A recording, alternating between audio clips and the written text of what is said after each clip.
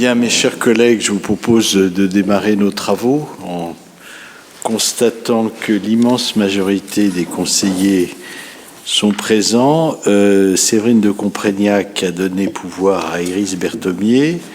Je vous propose d'accepter la désignation, de voter la désignation comme secrétaire de séance de Florence Devara, adjointe au maire, qui sera assisté de Monsieur Riwal et qui a à ses côtés Monsieur Vincent. Je remercie de sa présence. Nous sommes amenés à faire voter une procédure d'urgence puisque nous avons deux délibérations, la DSP 18 et la DVD 39, sur lesquelles nous reviendrons tout à l'heure, qui nous sont parvenues avec retard. Je maintiens, moi, le conseil d'arrondissement 15 jours avant la séance du conseil de Paris. Ça nous avait été demandé par le secrétariat général de la mairie de Paris, mais là, au bout de 2 ans, il semble s'essouffler un peu. Donc moi, je maintiens 15 jours avant. Je sais qu'il y a des mairies qui sont passées 8 jours avant, mais la règle, c'est 15 jours. Donc moi, j'essaie de respecter les règles. Après, c'est un peu compliqué, on le sait, dans la période actuelle, de respecter les règles, mais bon, je pense qu'il faut savoir le faire. Donc, nous avons à adopter les délibérations de la séance du conseil d'arrondissement du mardi 25 mars 2025. Donc, si vous en êtes d'accord, qui ne prend pas part au vote, qui s'abstient, qui vote contre, qui vote pour. Je vous signale qu'on a aussi une autre délibération qui nous a été transmise lundi, c'est-à-dire hier. Donc là, je ne peux plus utiliser l'ordre du jour d'urgence. C'est pour ça qu'elle vous est remise sur table. C'est la DVD 51. Hein. Donc, ce sont des DVD en général. Voilà. Et puis, vous avez aussi sur table, et ça n'appelle pas de vote, l'information sur la programmation des investissements d'intérêt local et sur le budget participatif 2024. Donc, l'année 2024 est achevée, hein, comme chacun l'a constaté. Mais nous avons communication des éléments d'information des investissements qui ont été réalisés sur le territoire du 6e arrondissement. Donc, je vous propose, mes chers collègues, de démarrer nos travaux. Ça, merci, Monsieur Aubeuf, qui nous donne la DVD 2025 51 plan vélo 2021-2026. Qui nous est parvenu hier. Donc, je vous propose de démarrer nos travaux et je vais donner la parole à Monsieur Maria, qui va donc rapporter sur le compte de gestion 2024 et le compte administratif 2024. Mais auparavant, comme il s'agit de rapporter sur ces deux comptes qui portent sur l'exercice antérieur, je vous propose d'élire un président de séance, puisque vous savez que je ne peux pas voter le compte administratif, mais je resterai parmi vous sans parler. Et je vous propose d'élire la première adjointe, Chantal Lambert-Burins, comme présidente de séance. Donc, murmure d'approbation, je vous remercie. Bien, merci Monsieur le maire, bonsoir à tous, bonsoir mes chers collègues, bonsoir mesdames et messieurs. La première délibération qui nous occupe aujourd'hui a trait à un exercice purement comptable qui consiste à valider le compte de gestion 2024, à adopter le compte de gestion 2024 de l'état spécial du 6e arrondissement. Alors en quoi cela consiste? Ça me fait toujours très plaisir de vous rappeler la comptabilité publique.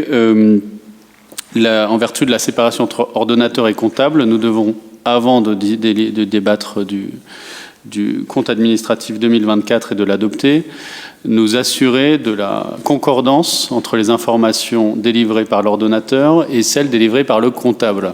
C'est l'objet de cette première délibération. Et donc, c'est une délibération purement formelle, si je puis dire, sauf, mes chers collègues, si vous avez constaté des anomalies dans les documents qui vous ont été transmis. Donc, comme je l'ai dit, il s'agit de valider la concordance entre les données qui vous ont été communiquées.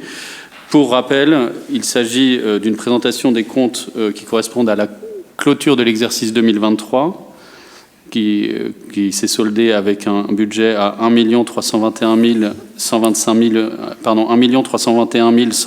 € et 37 centimes. et la clôture de l'exercice 2024 qui, lui, s'élevait à 1 705 932 euros et 73 centimes. Donc, je vous épargne les détails du compte de gestion que vous avez sur votre table et vous demande, mes chers collègues, de bien vouloir approuver cette stricte concordance entre les écritures comptables.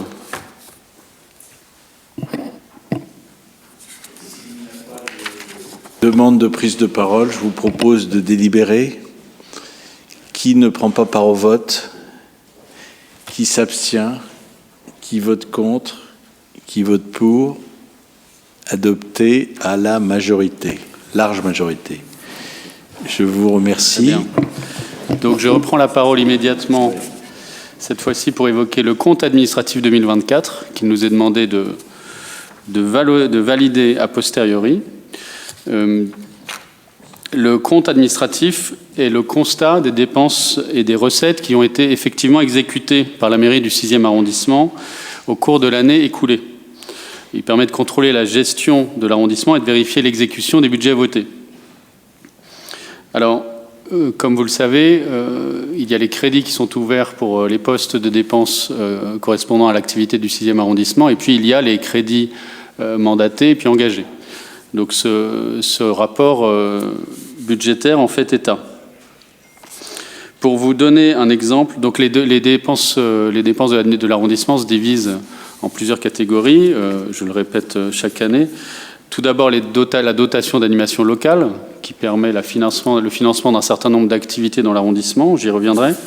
Ensuite, la dotation de gestion locale, qui correspond aux dépenses de fonctionnement des équipements de proximité. Donc là, ce sont les budgets que la ville de Paris nous dévolue pour le bon entretien des équipements dont la mairie d'arrondissement a la charge. Et enfin, la dotation d'investissement qui permet de se projeter dans des dépenses d'investissement dans les dits établissements publics dont la mairie a la charge, la mairie du 6e, bien sûr. La dotation d'animation locale, pour commencer, s'est élevée en 2024 à 510 486 euros et 24 centimes en termes de crédits ouverts. Donc c'était l'autorisation de crédit qui nous était faite. Ces crédits n'ont pas été utilisés en totalité, ils ont été mandatés à hauteur de 56% et engagés à hauteur de 73,06%. Ce qui signifie que nous avons dans ce poste de dépenses 222 431 euros et 92 centimes de report aux années ultérieures, donc 2025. Ensuite, la dotation de gestion locale. Elle correspond aux dépenses de fonctionnement des équipements de proximité, comme je vous le disais. Ces crédits s'élevaient en 2024 à 3 589 395 euros et 16 centimes, en baisse de 16% par rapport à l'an passé. Les crédits ont été mandatés à hauteur de 69,59% et engagés à hauteur de 72%. Enfin, la dotation d'investissement qui permet de financer l'achat de matériel, par exemple, pour les structures dont la mairie a la charge, comportait des crédits ouverts pour un montant de 499 707 euros et 48 centimes, en légère baisse par rapport à l'an dernier, 3%, mandaté à hauteur de 21% et engagé à hauteur de 26,85%. Pour vous donner un exemple de ces écarts qui ont parfois l'air importants selon les postes, n'oublions pas que les dépenses d'énergie et les consommations d'eau, par exemple, ont été évaluées de manière très importante en 2023, car nous étions dans une période où les coûts de l'énergie étaient très importants. Donc, d'une manière générale, dans l'ensemble des structures, écoles primaires, écoles maternelles, crèches, bâtiments comme la bibliothèque municipale dont la mairie a la charge, les crédits ouverts sont en général les crédits engagés ont été d'un tiers des crédits ouverts. Donc ça, c'est plutôt une bonne nouvelle, il faut s'en réjouir. Ça veut dire que globalement, la période d'inflation de ces coûts est derrière nous et qu'on peut imaginer que pour les budgets à venir, on repartira sur des enveloppes plus raisonnables. Également, et je le mentionnais, les dépenses qui sont à l'actif de la mairie, notamment fêtes et cérémonies, réceptions, catalogues imprimés, etc., ont été bien moindres par rapport au crédit engagé. Et là aussi, il faut y voir je pense, l'expression d'une certaine frugalité de la mairie qui, bien sûr, ne compense pas la dérive de la ville, mais enfin, chacun porte sa croix. Voilà, mes chers collègues, je vous demande donc de valider cet état spécial du 6e arrondissement. Merci mon cher collègue pour cet excellent rapport précis et explicite, avec beaucoup de pédagogie. Est-ce que quelqu'un veut prendre la parole? Monsieur Comet. Oui, merci. Je ne sais pas si c'est d'ailleurs exactement le moment, mais je voulais parler de la rubrique concernant les conseils de quartier. Et je voulais juste savoir si, plus qu'avoir la vision globale des 6 conseils de quartier, on pourrait disposer aussi d'une vision par conseil de quartier. Alors, merci pour cette question, Monsieur Comet. Effectivement, les reports importants de cette rubrique nous ont interpellés nous aussi. Je pense que le maire voudra peut-être faire un commentaire là-dessus. Ça repose essentiellement sur le fait que certains conseils de quartier ont été très dépensiers, si je puis dire, ont réussi à dépenser leur enveloppe, et d'autres pas du tout. Et ça, malheureusement, c'est lié au nombre de projets qui ont été débattus, votés en conseil de quartier.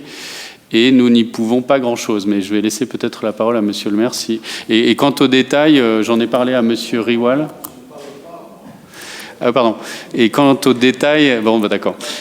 Et quant aux détails par conseil de quartier, écoutez, j'ai posé la question à Monsieur Riwal. Je pense qu'on pourra obtenir des précisions par conseil de quartier si vous en faites la demande. Oui, de toute façon, chaque année, on donne les budgets. Donc, dès que ce sera possible, on les donnera. Voilà, à chaque conseil de quartier, comme toujours. Donc, tout est noté, les reports, enfin, tout apparaît dessus. Oui, je signale aussi qu'il y a des conseils de quartier qui ont été dépensiers et d'autres qui gardent l'enveloppe qui leur est allouée en attendant qu'elle soit plus importante pour réaliser des projets qui sont plus spectaculaires ou plus importants. Donc, ceci aussi explique cela. C'est-à-dire qu'à un moment donné, l'argent n'est pas consommé, mais les conseils de quartier ont dans leur bagage des projets qui seront ensuite réalisés. Donc c'est bien confirmé que les reports ont lieu comme chaque année sur l'investissement, pas sur le fonctionnement, mais au moins sur l'investissement, il me semble. Parce qu'apparemment, il y a une information qui aurait été communiquée par Madame Puy-Jarinet que je ne mets pas du tout en cause, parce que je ne l'ai pas entendue moi-même d'ailleurs.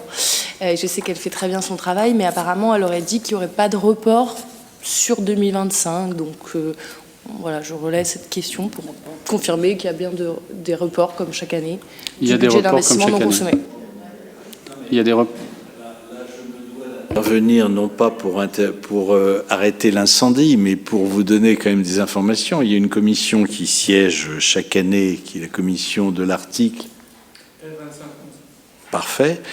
L2511 qui a été présidée par le premier adjoint Patrick Bloch et au cours de laquelle j'ai participé à cette commission avec M. Riwal, la mairie de Paris qui est en difficulté financière, si vous voulez, il faut le dire, est amenée à couper dans un certain nombre de crédits de fonctionnement, c'est-à-dire l'État une partie du report, des reports qui sont au budget supplémentaire qui ne vont pas être attribués, également à annuler des opérations d'investissement qui avaient été votées au budget 2025, donc le budget qui était voté en décembre 2024 au Conseil de Paris, et également à revoir certaines opérations, certains crédits d'investissement.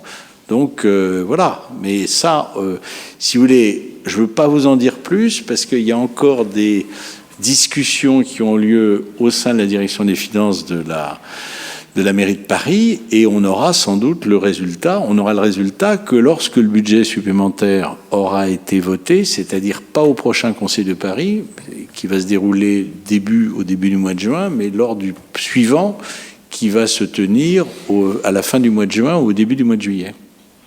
Voilà. Donc je reprends peut-être la parole pour passer au vote. Plus de questions. Tu voulais préciser quelque chose, Paul ? Donc je vous appelle à valider ce budget. Ah d'accord. Donc qui ne prend pas part au vote ? Qui s'abstient ? Qui vote contre ? Qui vote pour ? Adopté à la majorité. Merci Madame la Présidente, merci Madame la Première Adjointe. Donc je vous propose, merci mes chers collègues, pour une opération qui était très formelle, mais je remercie Paul Maria pour son excellent exposé. Il a essayé de rendre clair et intelligible un compte ou des comptes qui sont toujours un peu abscons, qui paraissent abscons à beaucoup d'entre nous. Je vous propose de rentrer dans notre ordre du jour habituel avec des délibérations diverses portant sur différents dossiers et je vais donner la parole à Ariel Bocan pour le point 7. Merci, Monsieur le maire. Oui, beaucoup plus léger. Donc, Monsieur le maire, chers collègues, donc la ville de Paris a initié en 2003 un programme municipal Main Verte qui encourage la création de jardins partagés à travers une association. Au 30 avril 2025, la ville en comptait 154 ouvertes au public. L'association APEE, c'est-à-dire les parents d'élèves Saint-Benoît, disposera de 40 mètres carrés dans le square Gabriel Pierné. En fait, il s'agit, pour vous mettre un peu au courant, de la bordure qui longe le square et qui est entre la rue, c'est une bordure qui fait 80 de large, entre la rue de Seine et la rue Mazarine. Ce projet vise à initier les enfants de l'école Saint-Benoît aux pratiques du jardinage avec des activités de culture et d'entretien et une sensibilisation à l'écologie, au respect de l'environnement et au cycle naturel. La charte Main Verte demande à l'association d'assurer au moins 2 permanences par semaine. La convention d'occupation est conclue pour 1 an renouvelable tacitement jusqu'à 6 ans maximum, mais elle peut être néanmoins reconduite en conseil, après sa relève en conseil d'arrondissement. Ce square est inscrit à l'inventaire des équipements de proximité et c'est pour ça que nous devons voter aujourd'hui. Je vous demande donc d'approuver ce projet et d'autoriser la maire à signer cette convention pour la mise à disposition du parcelle dans le square Gabriel Pierné. Cette demande est vraiment très attendue des enfants et des parents. Je vous remercie. Oui, je précise d'ailleurs que les travaux vont démarrer la semaine prochaine pour une durée de quelques semaines et que donc ce jardin partagé sera normalement opérationnel pour la rentrée de septembre. Et peut-être que les enfants de l'école Jardinet pourront par la suite y participer. D'ailleurs, initialement, c'était une idée de Jardinet, mais comme il a fallu un certain temps pour la mettre en œuvre, les parents de Jardinet ont quitté l'école et finalement on a pu séduire Ariel Bocan qui s'en est chargé, les parents de Saint-Benoît. Après, les enfants des parents qui ont quitté l'école ne sont pas encore dans les facultés, mais ils sont peut-être au collège en tout cas. Donc je vous propose de voter. Qui ne prend pas part au vote, qui s'abstient, qui vote contre, qui vote pour. Je vous remercie, c'est adopté à l'unanimité. Donc nous passons maintenant, je passe la parole à Monsieur Olivier Passlec.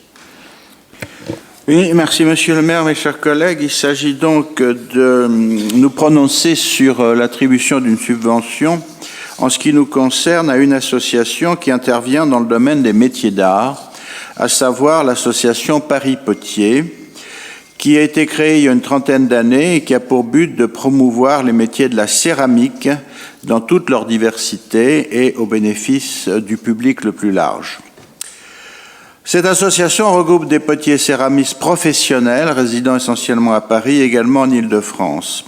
Alors, je vous signale que cette année, comme vous le savez, dans le cadre de la foire Saint-Sulpice, auront lieu les Journées de la céramique qui se tiendront cette année du 26 au 29 juin.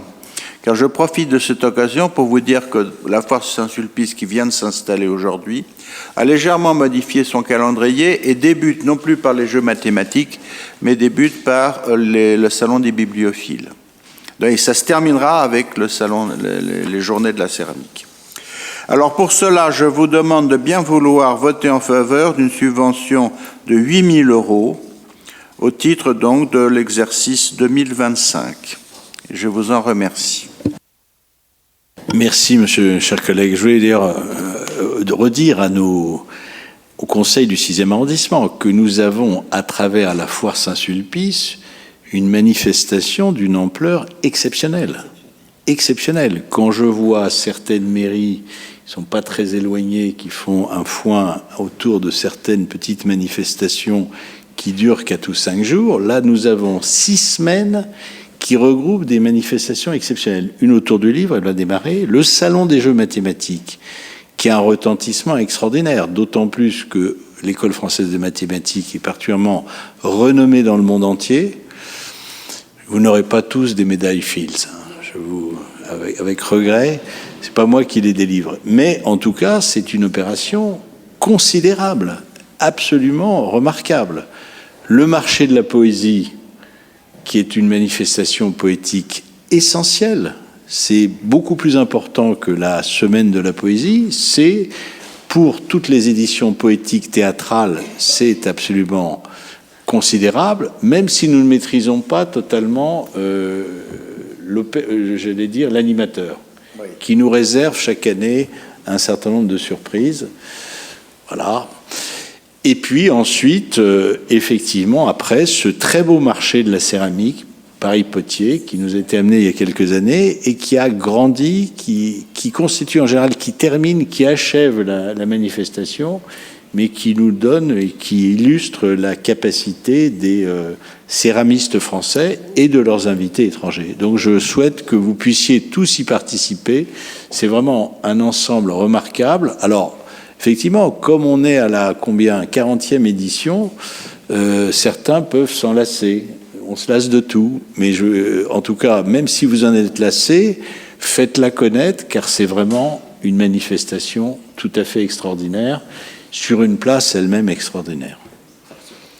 Je n'allais pas dire devant une mairie extraordinaire, parce que là, je ferai preuve de flagornerie personnelle ou qui vous concerne. Donc je vous propose de voter. Qui ne prend pas part au vote, qui s'abstient, qui vote contre, qui vote pour. Je vous redonne la parole, mon cher collègue. Oui, j'aborde maintenant la question, vous savez, de ce qu'on appelle le fonds d'animation locale. Ce fonds d'animation locale a été créé par le pacte parisien de proximité adopté par le Conseil de Paris en 2021. Cette année, pour 2025, la ville de Paris a doté ce fonds pour l'ensemble de la capitale de 330 000 € en faveur d'associations à vocation sociale ou concourant à l'animation locale dans un arrondissement.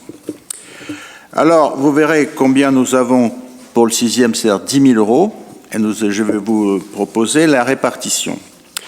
Alors, je veux tout de même vous rappeler que sa mise en œuvre de ces subventions est encadrée par des dispositions de droit commun, à savoir l'intérêt public local du projet, en vertu de la loi du 24 août 2021 sur les respects des principes de la République, l'engagement de respecter, entre autres, la laïcité. Ensuite, le compte-rendu de l'utilisation des fonds. Et enfin, le principe de transparence qui s'impose pour toutes les subventions. Alors, nous vous proposons de répartir ces 10 000 € entre plusieurs associations, à savoir 4 associations. D'abord, le comité d'action sociale du 6e, pour ce qu'il fait en faveur des personnes âgées lorsqu'il y a la livraison des plateaux repas pour le Nouvel An, pour toutes les personnes qui ne peuvent pas se déplacer, qui participe également à la collecte de jouets pour les orphelins de la police. Ensuite, la deuxième association, Montparnasse Rencontre, à hauteur de 2 000 €, pour accompagner les équipes bénévoles dans un processus de formation. Troisième association, Partage 5, 6, 7. Là, il s'agit d'une association qui recevra 2 000 € pour un accueil hebdomadaire de distribution de colis alimentaires aux familles en grande difficulté du quartier, en liaison principalement avec ce qu'on appelle aujourd'hui l'espace parisien des solidarités, qui n'est autre que l'ancien centre d'action sociale. La Pause du 6e arrondissement, enfin, recevra 1 000 € pour un achat de produits d'hygiène de première nécessité, de produits d'entretien et de denrées alimentaires. et ça contribue à ce que reçoit cette association. En plus, c'est une association qui est à destination des SDF pour qu'ils puissent avoir un endroit où pouvoir mettre leurs affaires, etc. Donc voilà ce que je vous propose, et je vous propose donc de voter favorablement. Merci. Merci, mon cher collègue. Y a-t-il des demandes de prise de parole? Il n'y en a pas. Je vous propose de voter. Donc, qui ne prend pas part au vote, qui s'abstient, qui vote contre, qui vote pour. Je vous remercie. C'est adopté. Nous passons à la délibération sur la famille à petit enfant. Je donne la parole à Chantal Lambert-Burins. Merci, Monsieur le maire, mes chers collègues. Il s'agit de nous prononcer sur le renouvellement de la subvention pour l'association SPRM, qui est située 83 rue de Sèvres, dont le siège est 83 rue de Sèvres, pour le fonctionnement de ces 4 établissements d'accueil de la petite enfance, dont la capacité totale est de 114 places. Donc il y a 2 crèches dans le 12e arrondissement, une crèche dans le 10e arrondissement, et pour ce qui nous concerne, bien sûr, une crèche dans le 6e arrondissement d'environ 30 berceaux. Bien évidemment, cette subvention est encadrée par des obligations de signer l'avenant à la Convention et d'accueillir les enfants de façon optimale, tant en présence qu'au regard de la capacité d'accueil, dans un souci toujours de bonne gestion et dans le respect de l'accueil pour les petits-enfants. Donc, compte tenu du coût moyen à la place de l'association, il est proposé une subvention de 928 074 €, c'est-à-dire pour un coût moyen de la place à 8 141 €. Pour le 6e arrondissement, dont le nombre de places est de 30, qui est occupé complètement par les enfants, dont 3 enfants en situation de handicap, l'association représente 244 230 pour le seul 6e arrondissement. Voilà, mes chers collègues, je vous propose de vous prononcer sur un montant de 928 074 € pour les 114 places parisiennes. Merci, Monsieur le maire. Merci, chers collègues. Donc, je vous propose de voter. Qui ne prend pas part au vote, qui s'abstient, qui vote contre, qui vote pour. C'est adopté. Et merci pour votre action, chère Chantal, en matière de gestion des places de crèche. Nous passons à l'appel à projet Label Paris Europe 2025 et je donne la parole à notre collègue Iris Berthomier. Merci Monsieur le maire, chers collègues. Une délibération qui fait honneur à notre ADN européen. Donc c'est une subvention d'un montant de 80 000 € et la signature de conventions avec 18 associations dans le cadre de l'appel à projet Label Paris Europe 2025. C'est un appel à projet qui est lancé depuis 2002, chaque année. L'objectif est de favoriser le sentiment d'appartenance à l'Union européenne, d'avoir une bonne compréhension des enjeux de la construction européenne et de renforcer la citoyenneté et la solidarité européenne. Il y a 3 projets qui ont été... Trois porteurs de projets qui ont été retenus et qui concernent notre arrondissement. Le premier, c'est une subvention de 4 000 € pour l'Association des jeunes européens, qui est située évidemment rue de Rennes. Son projet s'appelle Génération. Une subvention de 1 000 € pour l'association Fraternité France-Ukraine, qui est de notre côté du boulevard Saint-Germain, pour son projet Le Souffle de l'Ange. Et une 3e subvention d'un montant de 1 000 € qui est attribuée à l'association Mouvement Européen de Paris et donc qui est sur la place Saint-Germain-des-Prés pour un partenariat entre le Mouvement Européen Paris et le festival de cinéma L'Europe autour de l'Europe. Voilà, merci de votre attention et je vous invite à voter favorablement ces subventions. Chers collègues, y a-t-il des demandes de prise de parole? Il n'y en a pas. Je vous propose de voter, donc même vote que la délibération précédente. Favorable. Je vous remercie. Elle est adoptée. Et nous passons maintenant à la DGRI 11, subvention à 14 associations dans le cadre de l'action culturelle internationale de la ville de Paris. Je donne la parole à notre collègue Claude Ribes. Merci, Monsieur le maire. Monsieur le maire, mes chers collègues, donc il s'agit d'une subvention globale qui est prévue pour 14 associations. Parmi ces 14 associations, Il y en a 2 qui relèvent du 6e arrondissement. Alors je rappelle que la DGRI mène une action internationale avec un budget qui n'est pas extrêmement important, puisqu'il y a, je crois, il y a 1 300 000 €, mais enfin ils font ce qu'ils peuvent. Et ce budget sert notamment à subventionner 119 associations. Parmi ces 119 associations, il y a les 14 qui nous intéressent. Alors, j'ai regardé un peu l'ensemble et j'ai plus particulièrement retenu 2 associations qui sont basées dans le 6e arrondissement. C'est la raison pour laquelle nous sommes, j'imagine, consultés. Il y a l'association du Salon du Livre africain, donc, qui est basée rue de Tournon, pour laquelle on nous propose une subvention de 3 500 €. Alors je rappelle que l'association en question, qui tenait ce salon pendant longtemps ici, dans les locaux de la mairie du 6e, donc maintenant organise son salon pour la 4e édition. C'était le cas cette année, à la Halle des Blancs-Manteaux, où je pense qu'il y a un peu plus d'espace qu'à la mairie. J'en profite pour dire que on serait heureux, mais ça n'a rien à voir un jour, d'avoir un salon du livre d'outre-mer, puisque bon, les auteurs de l'outre-mer, je les ai souvent vus en bout de table au salon du livre africain. Mais je referme la parenthèse. En ce qui concerne l'autre subvention, c'est la Maison des Cultures du Monde qui fait un excellent travail, notamment à travers le Festival de l'Imaginaire, qui est bien connu et qui permet de découvrir des grands maîtres de la tradition et de jeunes artistes émergents.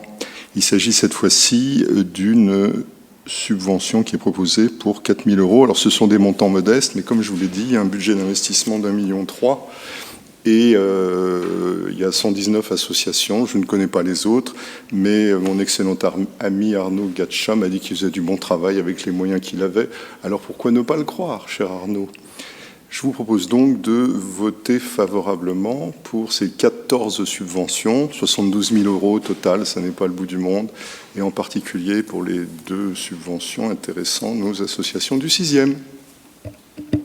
Merci beaucoup, mon cher collègue. Y a-t-il des demandes de prise de parole? Il n'y en a pas, donc je vous propose de voter. Qui ne prend pas part au vote, qui s'abstient, qui vote contre, qui vote pour, c'est adopté à l'unanimité.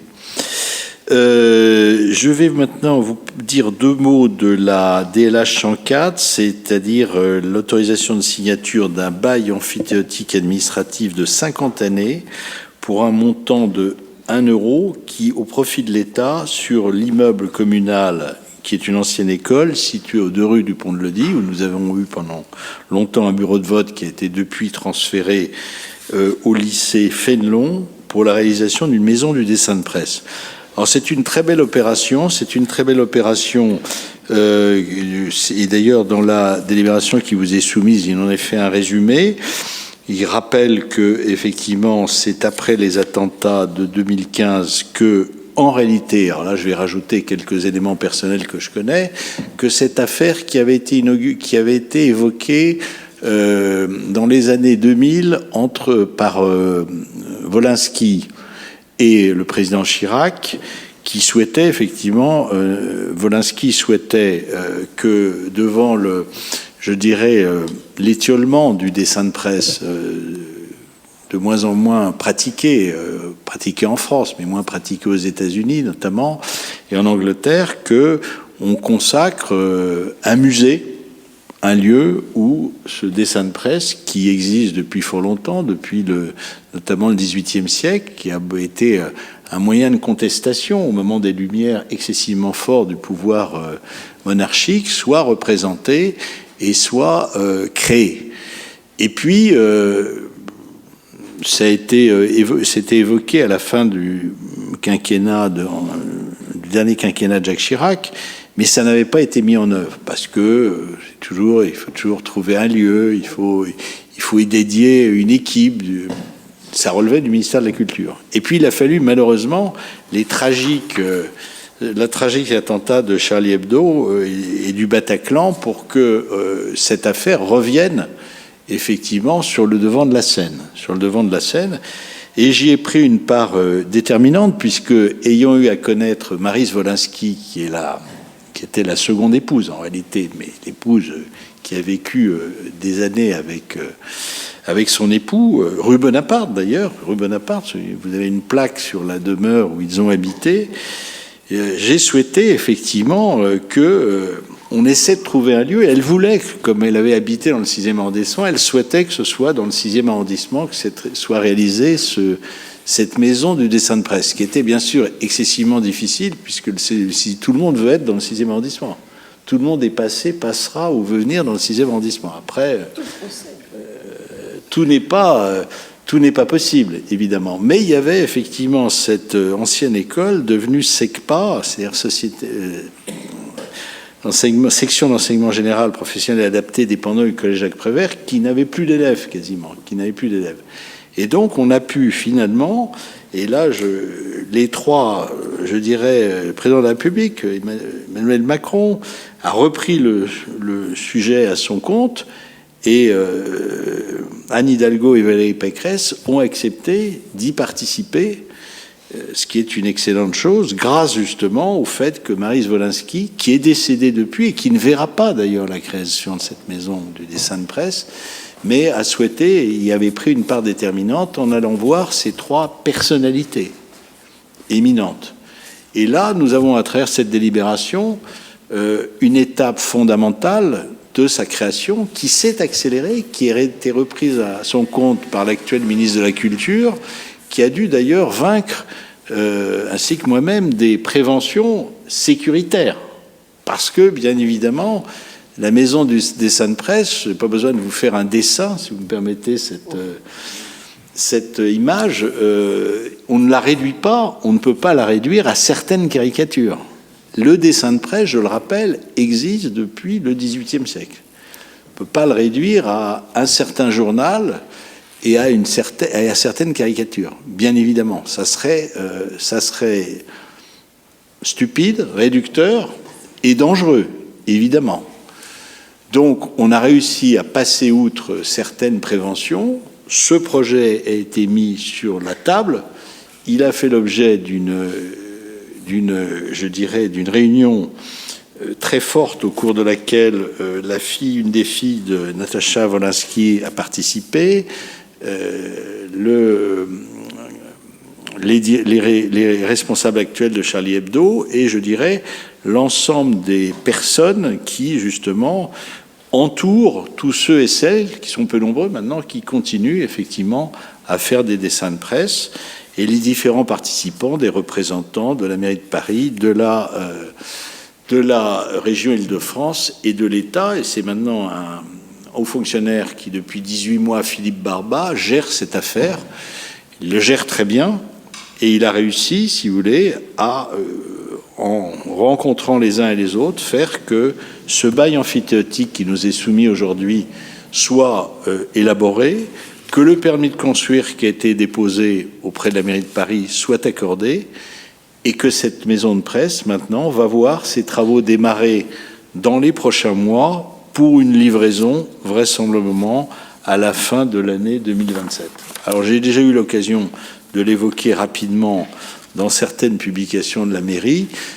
On en reparlera. Bien évidemment, je souhaite que l'atterrissage de cet équipement culturel soit le plus facile possible et que, bien évidemment, ensuite, la gestion de cette maison, vraisemblablement peut-être avec l'aide d'autres opérateurs, comme notamment peut-être l'École des Beaux-Arts, permettent à des jeunes ou à des moins jeunes de recouvrir et de redécouvrir le dessin de presse dans toute sa variété et que ça permette, si vous voulez, dans un climat d'apaisement, de faire en sorte que cet art particulier soit redécouvert, intégré par toutes les catégories de la population française. Ce sera tout l'objet du comité scientifique qui va accompagner sa création, qui se réunira et qui fera l'objet, bien évidemment, de publications dans les prochains mois et en tout cas dans les 2 prochaines années. Voilà ce que je voulais vous dire, mes chers collègues,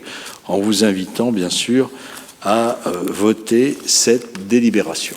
Et si des questions peuvent...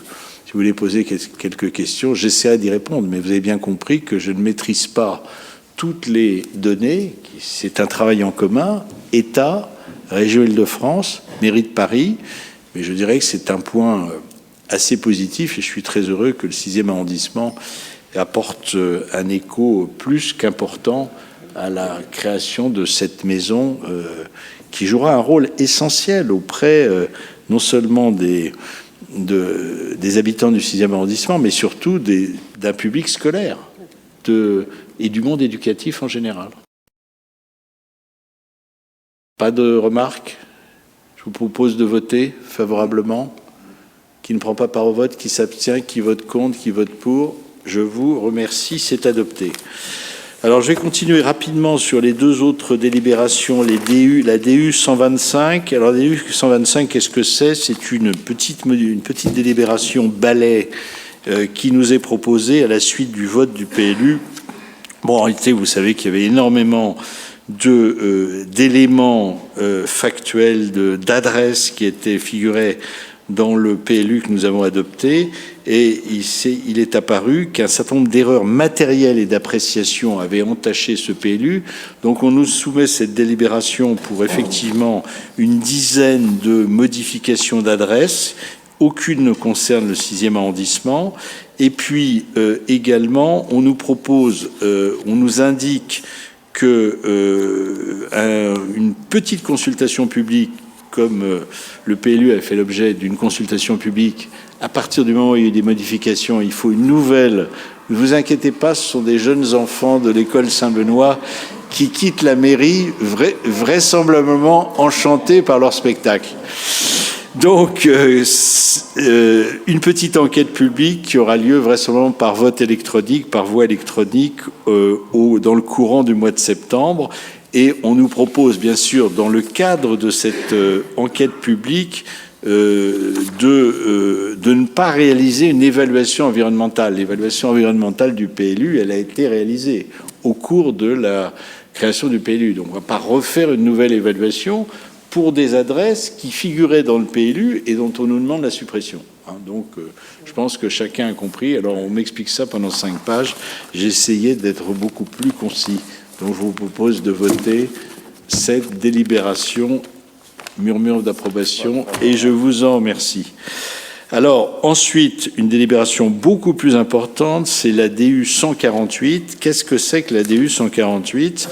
C'est la création d'un site patrimonial remarquable en lien avec les berges de la Seine, les rives de la Seine, qui, comme vous le savez, mes chers collègues, alors je ne me rappelais plus que c'était aussi ancien, mais ça a été reconnu en 1991 par l'UNESCO, qui a inscrit au patrimoine mondial les berges de la Seine.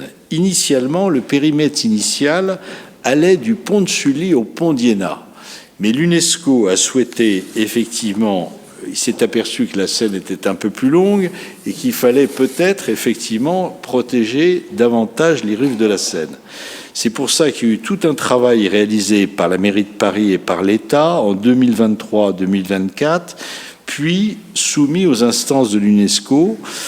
On appelle ça la zone tampon. Alors c'est pas très, je dirais, c'est pas très joli comme expression, mais en tout cas, on a souhaité élargir et créer et utiliser une nouvelle notion qui est la notion de site patrimonial remarquable. Ça, c'est beaucoup plus joli que la zone tampon. Et on comprend effectivement, notamment après les Jeux Olympiques, qui ont permis à de nombreux Parisiens, Franciliens, Français, mais aussi étrangers, de redécouvrir les rives de la Seine, qu'il faille les protéger. Les îles, notamment les îles de la Cité et l'île Saint-Louis, étaient assez peu protégées.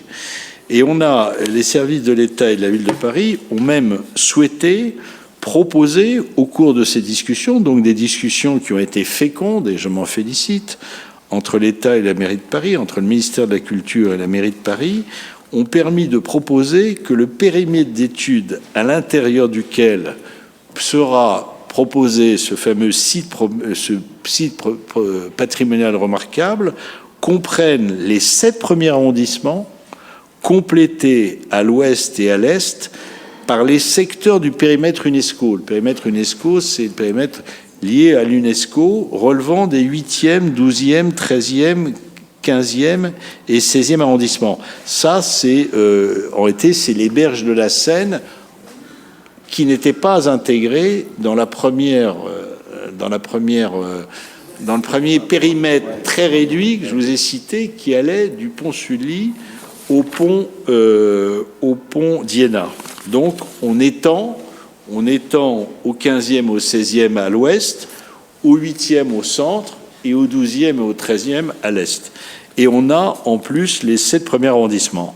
En précisant bien que les 2 documents d'urbanisme les plus anciens que vous connaissez sans doute, qui sont les plus anciens, c'est-à-dire le PSMV, les 2 PSMV, plan de sauvegarde du Marais, adopté dans les années 70, et plan de sauvegarde du 7e arrondissement, continuent à exister et continueront à coexister avec le site patrimonial remarquable.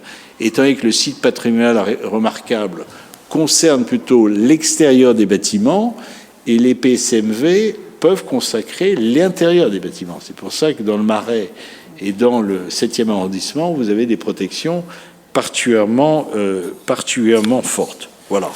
Donc, on nous propose effectivement de bien vouloir engager ce processus de création d'un nouveau site patrimonial Rive de la Seine, dont la délimitation s'inscrira dans le périmètre défini par les 7 premiers arrondissements et par les parties des biens protégés relevant des 8e, 12e, 13e, 15e et 16e arrondissements. Donc, il y aura ensuite une enquête publique, puis le dossier complété du rapport de la commission d'enquête. Donc, c'est un processus un peu analogue à celui du PLU. Pour tenir compte des avis recueillis, nous sera à nouveau soumis pour avis. Donc, c'est le lancement d'une procédure qui verra son achèvement sans doute dans les 18 prochains mois. Voilà. Mais je pense qu'on ne peut pas être hostile à ces procédures, même si le 6e arrondissement, pour revenir au 6e arrondissement, est déjà très largement protégé. Voilà, mes chers collègues, ce que je voulais vous dire, en vous cédant bien évidemment la parole si vous souhaitez intervenir sur ce sujet. Je ne vois pas de main se lever, donc j'espère ne pas vous avoir asséché, mais je vous propose de voter. Qui ne prend pas au vote, qui s'abstient, qui vote contre, qui vote pour. Je vous remercie. C'est adopté à l'unanimité. Nous passons maintenant à des délibérations qui relèvent de la direction de la voirie et des déplacements. La DVD 39, je donne la parole à Charles Flaubert. Merci, Monsieur le maire. Bonsoir, chers collègues. Je rapporte devant vous aujourd'hui la DVD 39 qui a trait à une étude qui a été demandée par la mairie de Paris relative à on va dire, essayer de simplifier le trafic des bus à Paris. Alors moi, je trouve que cette délibération, elle est particulièrement intéressante parce qu'en réalité, depuis 24 ans, qu'on a une majorité socialiste à Paris, on a essayé par tous les moyens de gêner les déplacements des véhicules et notamment, on a gêné le déplacement des bus. Pour moi, le bus, c'est un déplacement qui est extrêmement important, notamment pour les familles. Parce que quand des gens, des poussettes notamment, on a des enfants en bas âge, c'est bien et c'est pratique d'utiliser un bus. Et malheureusement, quand on parle avec les habitants parisiens, notamment du 6e, on a de plus en plus de difficultés à utiliser les bus. Et d'ailleurs, la mairie de Paris l'indique elle-même, puisqu'elle indique que la fréquentation des bus a chuté de 29% entre 2019 et 2023. C'est pas moi qui le dis, c'est la mairie de Paris. Donc moi, je suis favorable à cette mesure qui est d'essayer de rendre le trafic des bus un peu plus fluide, mais je regrette que la fréquentation des bus ait baissé de près de 30%, et je regrette qu'on ne puisse malheureusement plus circuler à Paris. Donc je vous propose de voter favorablement cette mesure. Donc juste pour comprendre techniquement, ça serait un boîtier en fait qui permettrait, si je puis m'exprimer ainsi, au feu de passer au vert en fait, lorsque le bus arrive et permettent d'essayer d'améliorer la circulation des bus. Donc je suis favorable à cette mesure. C'est une étude, on verra. Je pense que ça pourrait être mis en place, mais j'y suis favorable, mais je regrette tout de même que ce moyen de transport soit de moins en moins utilisé, notamment par les familles qui ont fui la capitale. Merci. Y a-t-il de demandes de prise de parole? Moi, je souhaite voter favorablement. Je voulais quand même signaler que le 91, ça c'est très important, c'est sur le boulevard du Montparnasse, prioritairement, avec les fameux couloirs qui sont complexes. Donc il faudra être très attentif, je le dis pour Monsieur Vincent qui est là, et il faudra voir ça avec la voirie. Il ne faut pas que... Vous savez qu'actuellement, d'ailleurs, les couloirs piétons, enfin, les deux couloirs de voitures ne sont pas coordonnés forcément avec le couloir central.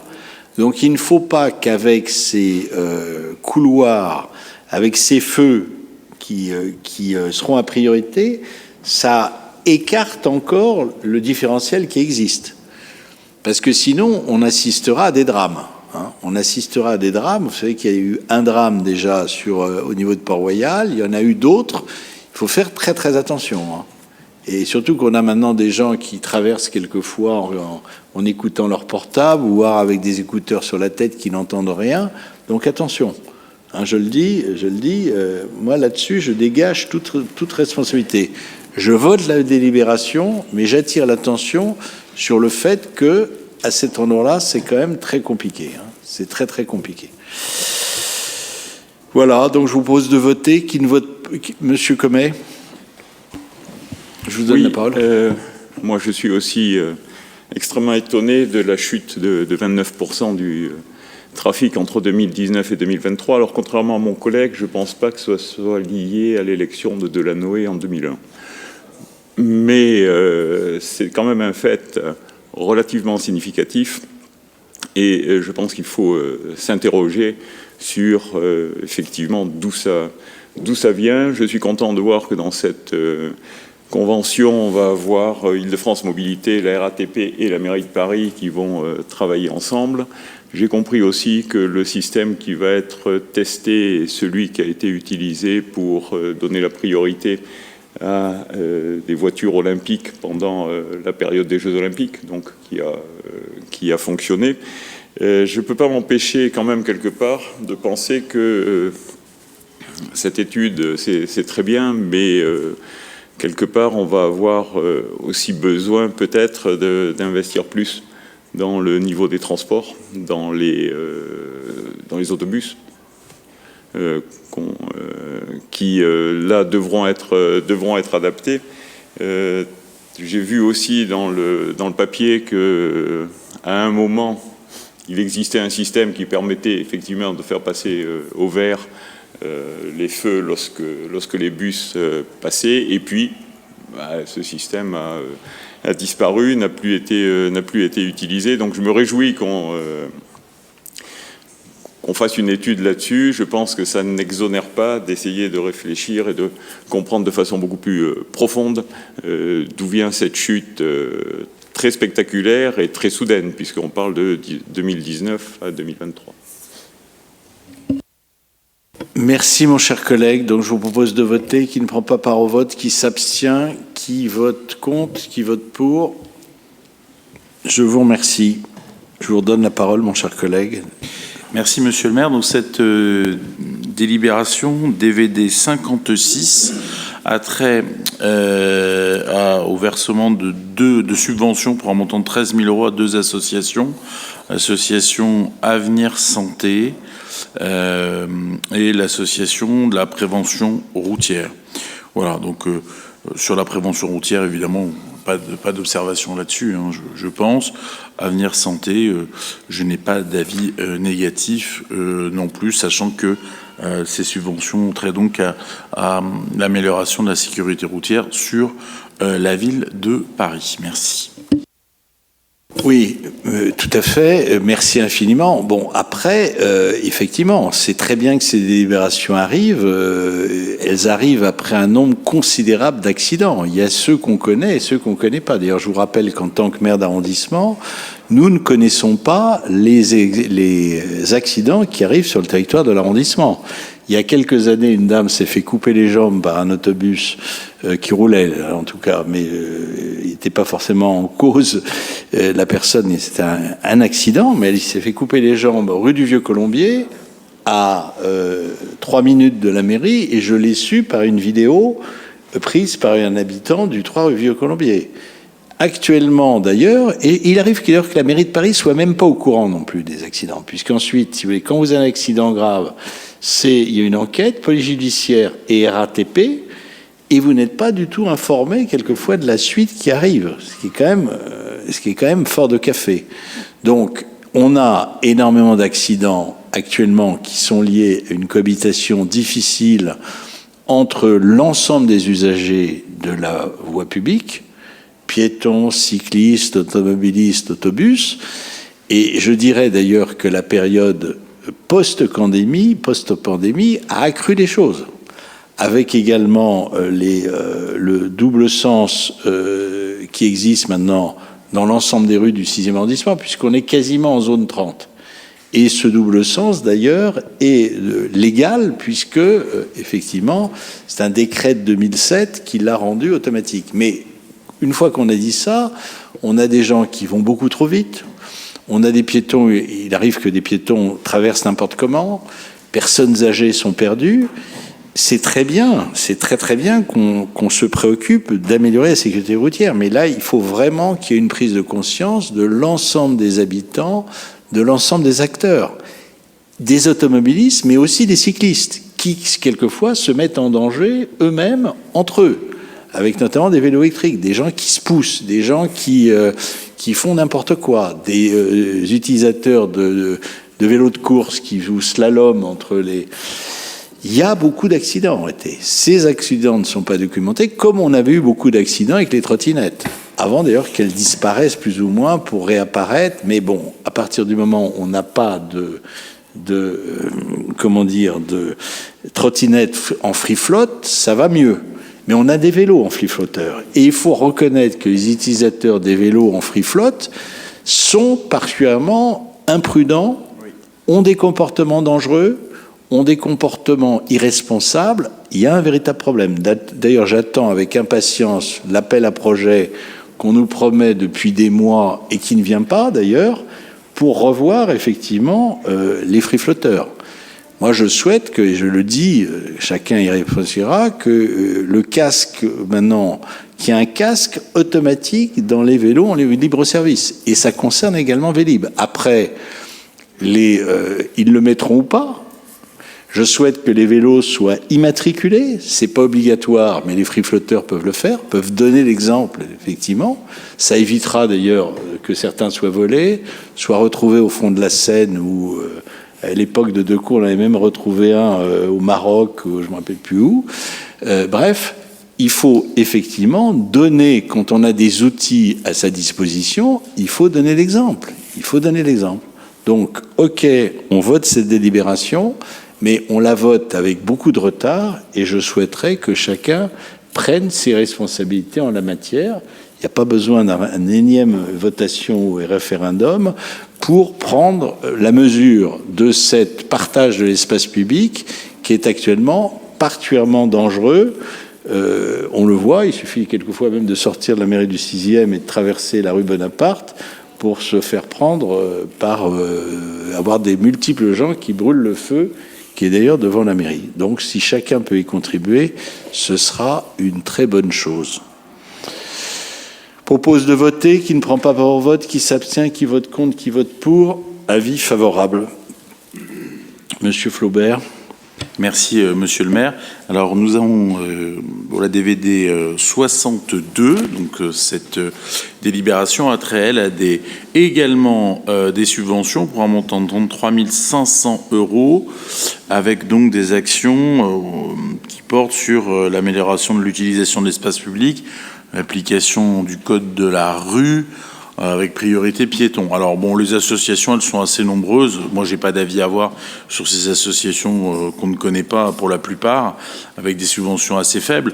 Je me permettrai simplement de révéler un point, c'est-à-dire d'indiquer un point, c'est que on a, parce que ça reprend d'ailleurs ce que vous disiez, monsieur le maire, si je peux me permettre, c'est-à-dire que on a quand même des habitants dans le 6e arrondissement, âgés, ou des familles avec des enfants jeunes, voire très jeunes, qui sont inquiets sur les trottoirs, évidemment sur la chaussée, et qui ont des difficultés avec, alors je ne dis pas les vélos, hein, je fais moi-même du vélo à Paris, je ne sais pas si ça se voit, mais j'en fais. Certains vélos, et notamment, vous en parliez, monsieur le maire, ces vélos électriques avec des roues larges qui sont en réalité des scooters électriques. Et on a beaucoup de remontées d'habitantes, d'habitants, voilà, qui sont apeurés par ces vélos. Donc nous procédons en tant que faire se peut à des contrôles, notamment de vitesse, puisque ces vélos sont soumis bien évidemment à la réglementation, notamment sur une vitesse maximum. Et lorsque nous faisons des contrôles, nous sommes particulièrement étonnés du nombre de procès-verbaux qui sont dressés et de non-respect du code de la route. On peut l'appeler le code de la rue, mais du code de la route. Donc voilà, je voulais dire ça, que bon, on pouvait verser des associations verser des subventions, pardon, à des associations, très bien, mais voilà, on a une pratique un peu problématique, notamment de certains vélos électriques, et nous essayons, dans la mesure de nos moyens, avec la police municipale, de réguler ce qui est difficilement régulable. Voilà. Merci.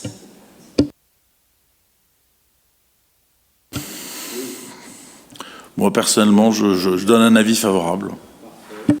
Et y a-t-il des demandes de prise de parole? Il n'y en a pas. Donc nous votons, même vote? Oui, favorable. Parfait. Et donc, Charles Flaubert, effectivement, pointait ce qu'on appelle quelquefois les grosses roues. C'est-à-dire les vélos électriques à grosses roues basses qui peuvent être, qui sont plutôt à utiliser en zone périurbaine ou dans les territoires. Mais à Paris, ça peut faire peur, effectivement. Oui. Me rappeler, vous avez parfaitement raison, mon cher collègue, que ces comportements nous mettent évidemment les piétons en danger, les personnes âgées. Les premières victimes de ce non-respect du code de la route, ce sont les cyclistes eux-mêmes, hein, qui sont victimes d'accidents. Il y a des jeunes qui meurent, hein, il y a des morts. À Paris, ça arrive, de cyclistes aussi parce qu'ils ne sont pas respectés par des plus gros véhicules. Donc il est évident que ce partage de la chaussée, il est compliqué. C'est une transition qui prend du temps. Moi, ce que je remarque, c'est que les policiers municipaux, il faut vraiment saluer leur travail. Et ils font vraiment un travail de prévention aussi. Ils sont dans la sanction, évidemment, quand c'est nécessaire, mais ils expliquent aussi, ils échangent, ils discutent avec les jeunes. Moi, je l'ai vu, je l'ai constaté, que ce soit sur la rue de Vaugirard, partout où ils sont présents. Les sanctions tombent, mais il y a aussi un dialogue, il y a de la prévention, et ça c'est très intéressant. Et voilà, il faut saluer le travail de la mairie du 6e et aussi de la mairie de Paris et de la mise en place de ces policiers municipaux qui font un travail remarquable. Nous partageons votre appréciation des choses. Donc, on a voté là, oui? Non? Oui, on a voté? Oui, on a voté. Donc, je donne la parole à la dernière délibération, Florence de Vara, la DSP 18. Merci, monsieur le maire. Chers collègues, alors, nous sommes sollicités pour le vote de subventions et de conventions pour 11 associations œuvrant dans le domaine de la prévention des conduites à risque liées aux consommations de produits psychoactifs auprès des jeunes. Donc, c'est un sujet important. Certaines de ces 11 associations interviennent sur l'ensemble du territoire parisien, donc dans le 6e, dans le but d'accompagner ces jeunes en les aidant à prévenir et réduire les conduites à risque. Donc certaines proposent par exemple des activités créatives et artistiques, d'autres des préventions en direction des jeunes dans les domaines de la santé, de la vie affective et sexuelle et des consommations de produits psychoactifs. D'autres aident au développement des compétences psychosociales, leur permettant de faire des choix éclairés pour soi, vis-à-vis d'autrui et du groupe. Et d'autres interviennent plus particulièrement auprès d'un public jeune en grande précarité et à la rue, et auprès de consommateurs potentiels de produits de synthèse. Alors bien évidemment, c'est un sujet très important car il concerne vraiment des jeunes en difficulté.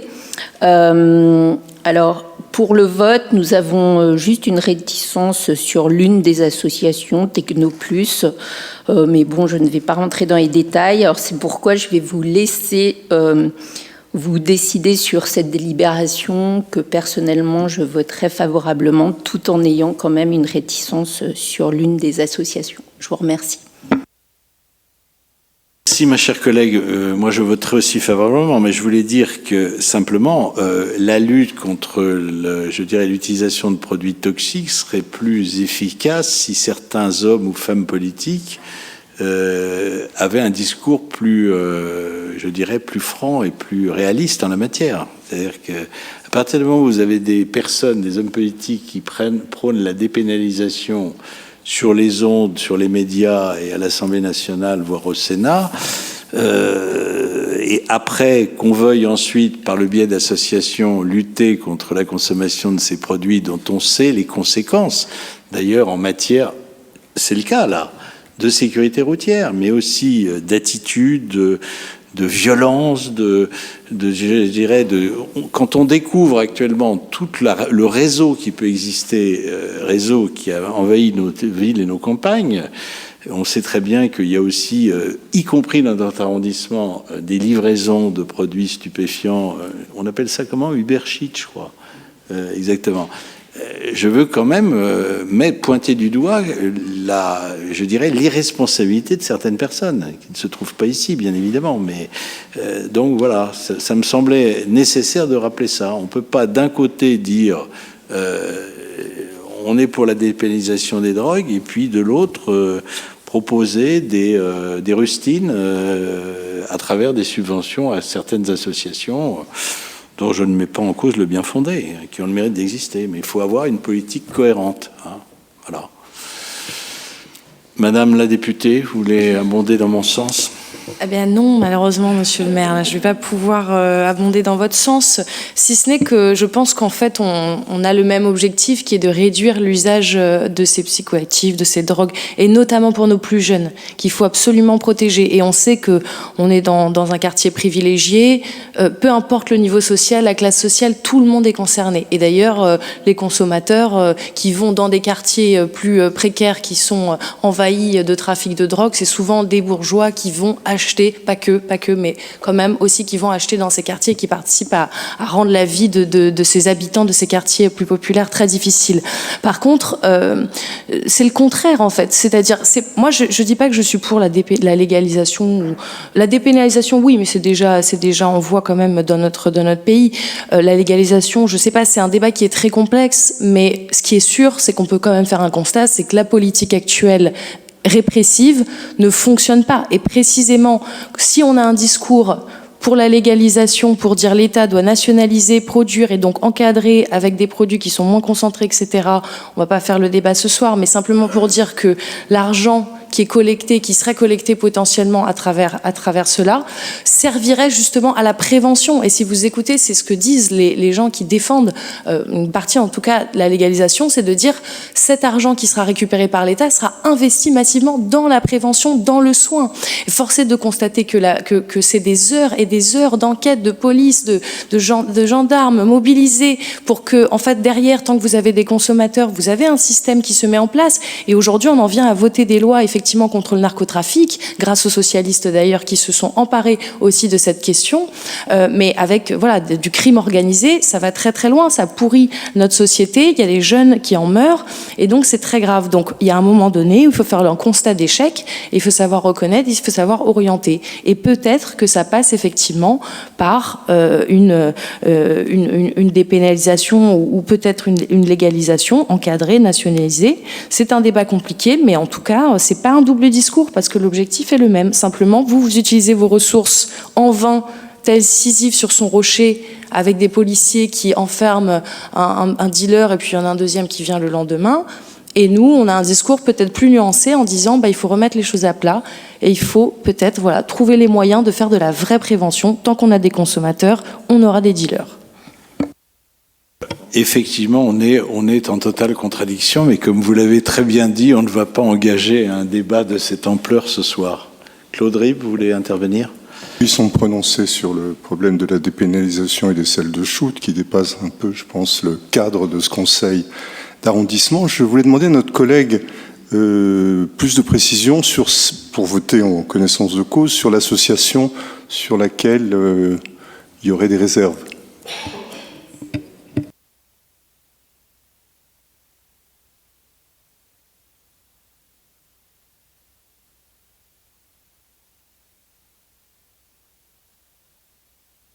J'ai cru comprendre qu'il y avait parmi les... Parce qu'on a souvent... On nous emballe des paquets cadeaux et c'est très bien de regarder non, mais on peut, les subventions. On peut voter. Là, il y a une liberté de vote qui a été prononcée par Florence de Vara. On peut très bien voter contre. Là, c'est liberté de vote. Hein, voilà. Oui, absolument. Au plus, oui. Excusez-moi, monsieur le maire, ce ne sont pas ceux qui interviennent dans les festivals, justement, pour la prévention, je ne sais pas. Ça me dit quelque chose. Oui, c'est peut-être lié à la technoparade qui se déroule chaque année au mois de la et qui d'ailleurs ne se déroule plus dans le 6e arrondissement. Voilà, avec, une petite remarque sémantique à notre cher collègue monsieur Ribes, ce ne sont pas des salles de shoot, ce sont des salles de consommation à moindre risque.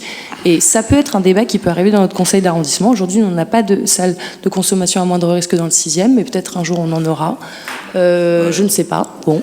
En tout cas, ça a fait grand débat dans d'autres arrondissements. Hein, ça a été très compliqué, évidemment. C'est aussi des sujets complexes. Mais voilà, nous, en tout cas, mairie de Paris, c'est vrai qu'on défend ces lieux avec toute la difficulté que c'est vis-à-vis de l'opinion, j'entends tout à fait.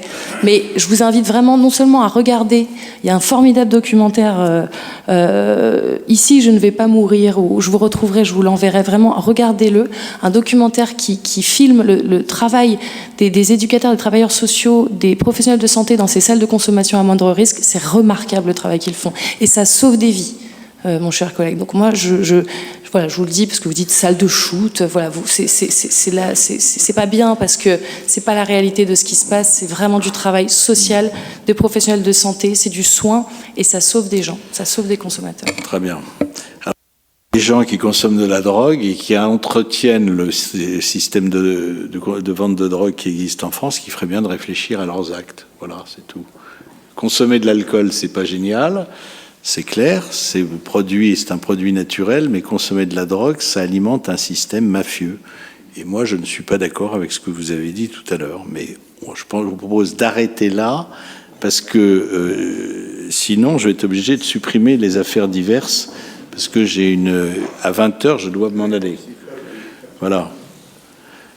Alors, au titre... donc, pour le reste, vous avez sur table le plan vélo 2000... Alors, oui, pardon. On va voter, donc qui... oui, j'étais pressé d'en terminer, oui, c'est un acte manqué. Qui ne prend pas part au vote? Monsieur Paul Maria. Alors, attendez, vous me troublez là. Qui ne prend pas part? Qui s'abstient? Qui s'abstient? Alors, qui s'abstient? Iris Berthomier, Chantal Lambert-Buras, Claude Ribes, Paul Maria. Qui vote contre? Olivier Passlec, Charles Flaubert. Qui vote pour? Vous avez tout? Oui, Séverine de Comprignac s'abstient. Voilà. La délibération est adoptée. Donc, mes chers collègues, vous avez sur table, effectivement, le plan vélo 2021-2026 qui vous est parvenu. Vous avez l'information aussi, on a donné l'information sur la programmation. Monsieur Aubeuf est en train de le distribuer. Nous nous retrouverons, je le dis, le mardi 17 juin 2025 à 18h30. Voulez-vous évoquer rapidement une ou deux affaires diverses, Monsieur Comet? Oui, merci, monsieur. Merci, monsieur le maire. Je voulais attirer l'attention sur un projet de l'Institut Bossuet qui vise à créer 5 chambres d'étudiants, dont 2 chambres avec accès pour les personnel à mobilité réduite, tout ça sur un espace qui est déjà existant et qui est sur le haut de leur immeuble. Voilà, alors pour ça, il faut créer un accès, donc il y a 30 mètres carrés de plus qui ont été demandés, ce qui a obligé à poser un permis de construire, qui a été déposé le 29 mai 2024 et refusé le 16 février 2025. Donc actuellement, l'Institut Bossuet a déposé un recours gracieux le 26 mars 2025, qui court donc jusqu'au 28 mai. Il y a des réunions entre l'Institut et les services de la mairie qui sont chargés de ça. Moi, à titre personnel, je suis complètement incompétent en permis de construire. Mais je suis quand même intéressé par le caractère vertueux du projet, puisque créer des chambres d'étudiants dans le quartier latin, c'est quand même une chose qui nous intéresse, qu'on veut pousser. C'est des gens qui savent le faire, puisqu'ils ont déjà une bonne centaine d'étudiants.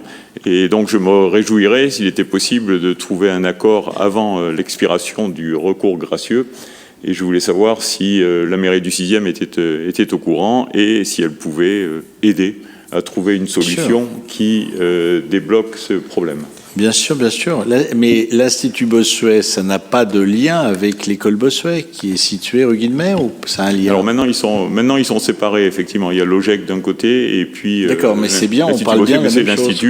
L'Institut Bossuet qui s'intéresse plutôt à des élèves qui sont situés en classe préparatoire. Par le 6 rue Guilmer et qui ne prennent que des élèves de classe préparatoire. Non, mais on est tout à fait favorable. On est tout à fait favorable. Henri IV. Alors c'est sans doute un dossier sur lequel on avait dû être saisi. Si c'est un permis de construire, on a sans doute donné un avis favorable, mais on n'a pas eu de suite, si vous voulez. Il n'y a pas eu de suite directe qui nous sont venus.